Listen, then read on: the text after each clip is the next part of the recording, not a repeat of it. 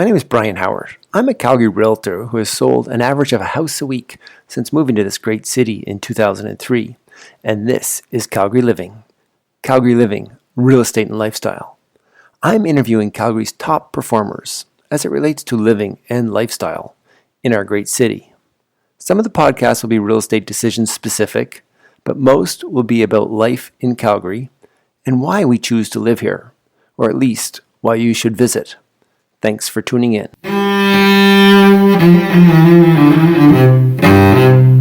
Hello friends, this was a fun conversation with Julie Black of the Calgary Foundation.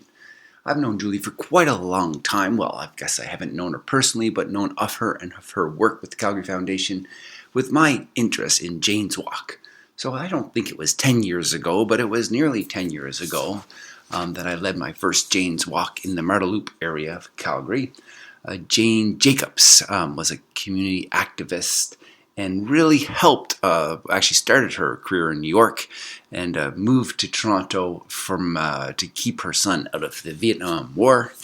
And she was really encouraging people to think and prosper in the inner city of New York and Toronto. She was fundamental in getting developers, community planners, to really think about the people, the buildings, the landscape prior to making changes in the cities. In any case, Julie Black works with Calgary Foundation and has for many years. So this is kind of an interesting chat where we talk about Julie's work with the foundation, her personal interest, her interest with the foundation, and all things around Jane Jacobs and Jane's Walk, which is coming up the first weekend in May every year. It's been happening for 13 years, and I'm looking forward to planning my Jane's Walk out of Marda Loop. Enjoy the show.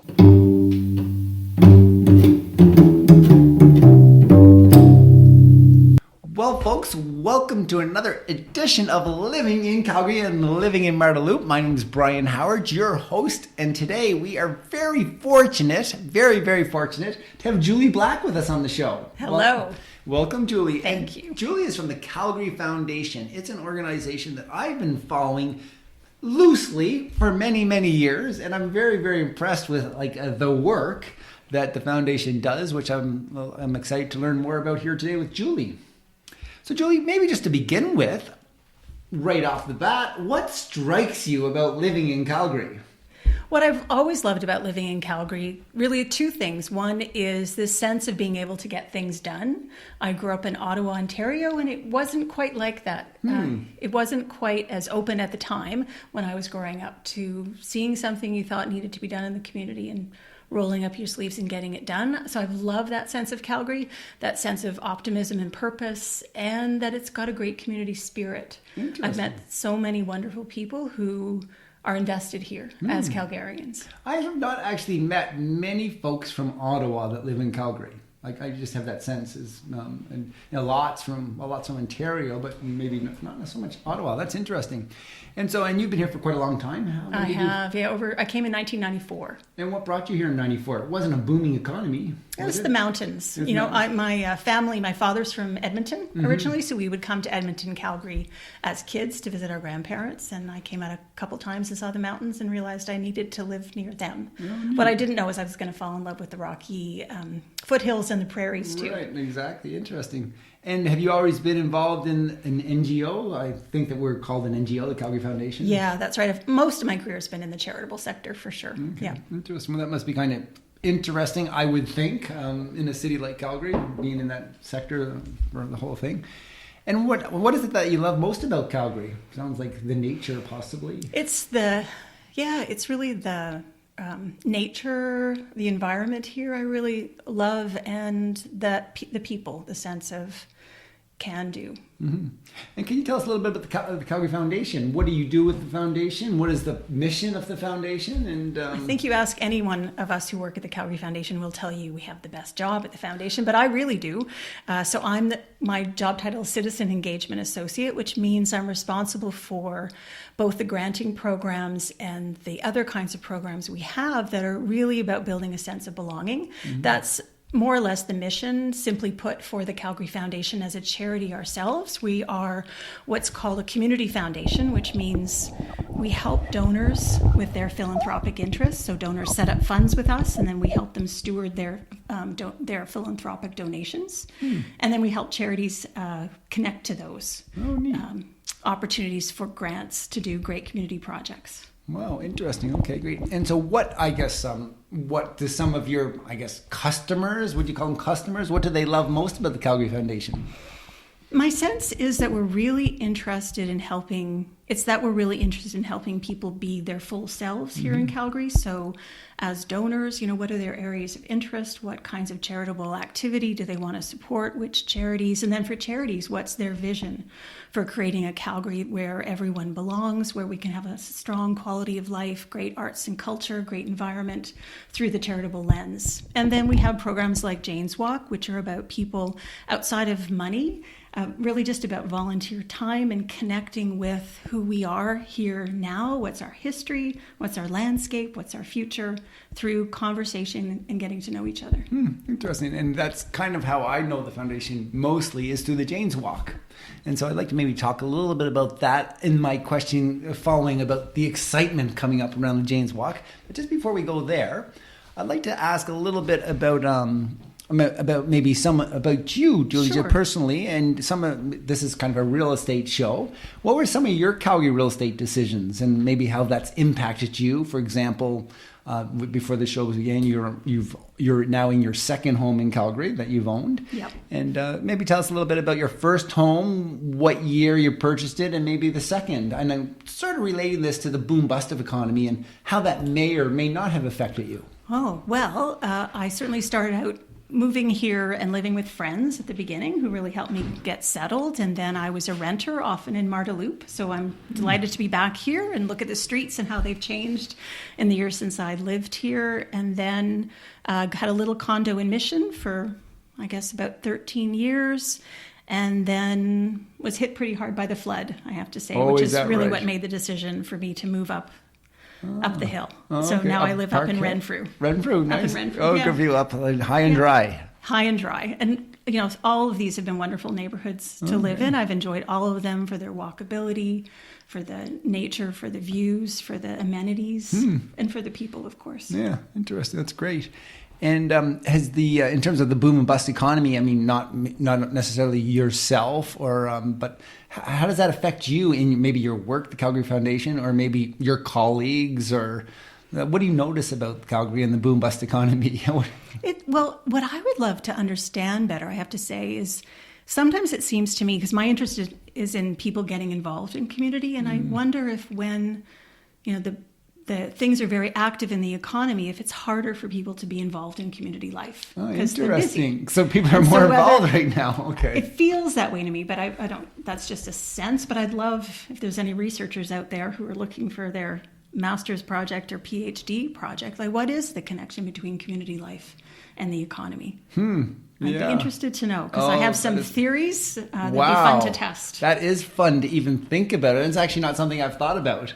But yeah, it would seem, I come from the East Coast of Canada, where the economy just typically for my entire life, it doesn't really change. I mean, it's sort of an upward bend, and like at a 1% kind of growth per year, which is not noticeable, and people for the most part, I think, are very involved in their communities. And since I know myself, since coming to Calgary in 2003.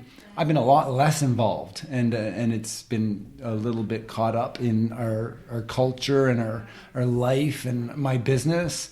So that's really it's an interesting angle on it, isn't it? And as they fall in the economy, I mean, here I am doing this podcast. Like,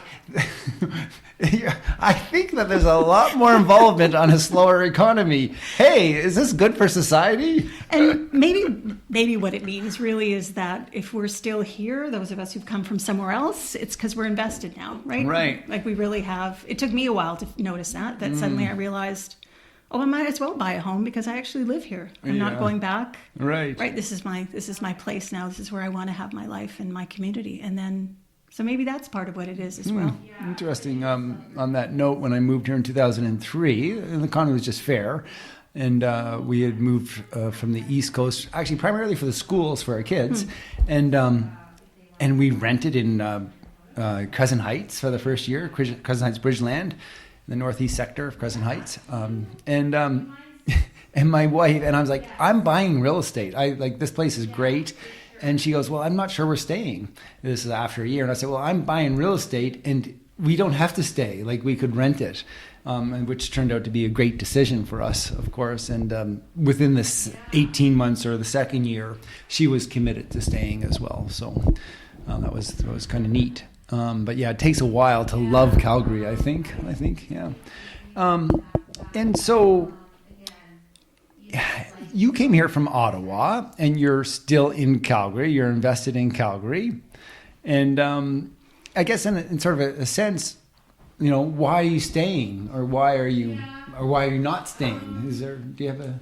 Why am I staying, or why am I not going? Yeah. Why? Yeah. I think two things. One is you just time goes by and you notice, and so the idea of ever starting over again, when you realize how much you've built up, the friends, the community, the sense of place, and I really love my job. I really love my job. Yeah. Good. Okay. Great. All right.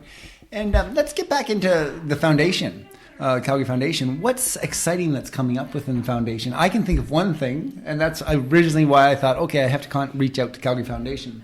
It's the Jane's Walk. Yeah. Yeah. Tell us a little bit about the Jane's Walk, I guess. Sure.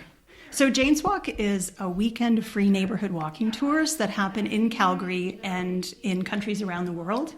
It's an international initiative that's organized locally, anywhere people want to organize it, essentially. So the idea, when I'm feeling fancy, I'll say something like it's about democratizing the walking tour, because the idea is people can put together a tour based on their own life stories, their own neighborhoods and interests in the neighborhood, a theme they might want to explore, and then invite people to join them for 90 minutes or so to have this kind of once-in-a-lifetime experience, right? Yeah. So it's who shows up, what the weather's like, where they go look. It's about, getting out of our cars and our busy lives to spend some time, in a sense, being tourists in our own town, but maybe more than that, knowledgeable tourists, Right. who bring their own experiences of a neighborhood or a part of Calgary. And it's spending time together, noticing, experiencing it. So it happens in Calgary every year. Every continent except Antarctica at this point will have Jane's Walks on the festival weekend. Maybe Antarctica will come on board sometime. I don't know. And is it a day? Is it a weekend? Is it a month? It's a weekend. It's May, first weekend in May. First full weekend of May, because Jane Jacobs, the woman after whom it's named, was born on May 4. So it's that first full weekend this year, May 1, 2, and 3. In Calgary, we make it a 3-day weekend. Oh, okay. So May 1st this year falls on a Friday That's or Saturday? right. Okay. Friday. Neat. Well, wonderful. And I'm planning to organize a Jane's Walk in my neighborhood here in Myrtle Loop. I haven't done that yet. How does one do it? What do we do to register ourselves or raise our hand to say, hey, can I do this? Yeah, sure. So two ways. One is there is a website that the Calgary Foundation manages for Jane's Walk Calgary. And there's prompts on there to how to volunteer to be a leader. And it has guides that can even help you figure out what you need to know and information you need to provide to set up your walking tour. We'll review what people submit and do a follow-up phone call to talk with them about it, or they can just contact us directly and talk it through before they offer to volunteer. Okay, good. And so what's next for me? I know I want to do it. I think I can do it. Actually, I've done it in the past. I You think have, that's we were right. trying to figure it out. Was it 10 years ago or was you it? were one of the early ones, as I recall, that which right? was great Yeah. for us. So really, you need to think through your ideas. One of the first things that's to a problem. do. I know. It's fairly low barriered, but the ideal Jane's Walk is about 90 minutes long with 6 to 10 stops. It's not a fitness walk, so we ask people to pace out their walk, more slowly. Figure out 6 or 10 places you'd want to stop that could either illustrate a theme. So maybe your Jane's Walk wants to explore, public art in your neighborhood. So figure out the locations you'd stop at to show the pieces that mean something to you. Do a bit of research about those pieces, if that was your theme. We've had people do unbelievable amount of things because it's such a flexible platform for community storytelling. Maybe your thing is Instagram spots. So you'll figure out a neighborhood where you find yourself going because there's beautiful things to photograph. Oh, neat. And that could be your theme. So you figure out where it is, about a 90-minute walk, 6 to 10 stops. Oh, I love this. So it's really flexible. Yeah. Maybe you're interested in bird watching. Maybe you're an urban sketcher. Maybe you're a local historian and you know some of the interesting gossip in your neighborhood you want to share. Architecture. It's vast what you could do. And what's so cool is every walk will be completely different based on, well, number one, the leader, number two, who shows up, number three, the weather. Yep, absolutely. That's right. We've had about 116 neighborhoods so far explored in the 13 years of Jane's Walk in Calgary. That's great. Which I think is pretty wonderful, you know, to have it in the core, but also far outside the core in the burbs, too. Cool. So I was thinking about trying to organize it from actually this kind of office residential location that we're in, which is kind of like the ugliest place in Altadore Marda Loop, which I think is a fine place to start. It's a great title for a walk. I'd show up for that. It's going to change. It's changing. So but that's kind of interesting. Good. And how about, I mean, maybe let's talk about maybe the foundation a little bit again, going back. We're jumping between Julie and the foundation, but what are some of the future visions or goals of the foundation? And maybe related to that, Julie, maybe what are some of your future goals in sort of your life in Calgary and where? Well, those are great questions. So the foundation, really, we're always working with donors to set up funds to explore their charitable interests. So all new donors are coming on all the time, which we're really grateful for. Charities are applying for our grant-making programs, and we're expanding those often to try to have things that are most suitable for what charities want to do. We have an annual celebration called Vital City that happens in October. Wow. We'd love to have more people come join us. They can just watch from our website or our social media. We're turning 65 this year. We're becoming seniors, the Calgary Foundation. So we'll have some interesting activities coming out to watch out for people who follow us. Other ways to get engaged in Calgary. I think those are the main things happening. There's quite a lot happening. Yeah, it does seem like quite a lot now that you I'll mention try and it. include some of that in the show notes. Yeah, please. Thanks so much.